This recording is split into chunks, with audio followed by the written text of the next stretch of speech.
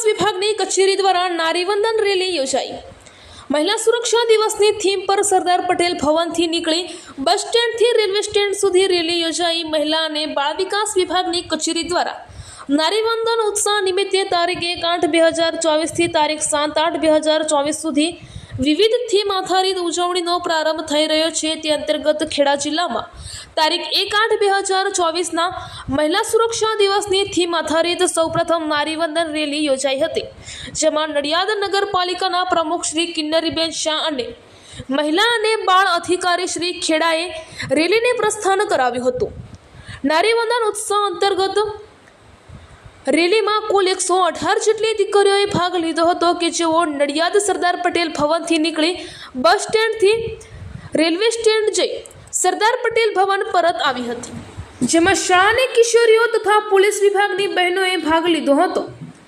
ત્યારબાદ મહિલા સુરક્ષા દિવસની ઉજવણી કઠલાલ કમ્યુનિટી હોલ ખાતે કરવામાં આવી હતી, જેમાં મહિલા અને બાળ અધિકારી શ્રી ફરઝાના ખાન તથા દહેજ પ્રતિબંધક અધિકારી સંરક્ષણ અધિકારી શ્રી સોનલબેન પટેલ ઉપસ્થિત રહ્યા હતા, જેમાં સાયબર ક્રાઇમમાંથી પીએસઆઈ શ્રી નીરજ બારોટ ઉપસ્થિત રહ્યા હતા, જેમણે સાયબર ક્રાઇમ વિશે વિસ્તૃત માહિતી આપી હતી।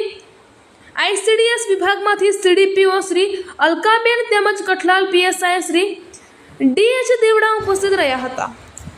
આ ઉપરાંત એસએચજી ટીમ દ્વારા મહિલાઓને લગતી માહિતી આપવામાં આવી હતી, તેમજ કરાટે અને વ્યાયામમાં રાજ્ય લેવલે ગોલ્ડ મેડલ મેળવેલ દીકરીઓનું ટ્રોફી આપી સન્માન કરેલ તથા તેમના દ્વારા કરાટે પર નિદર્શન કરાવેલ।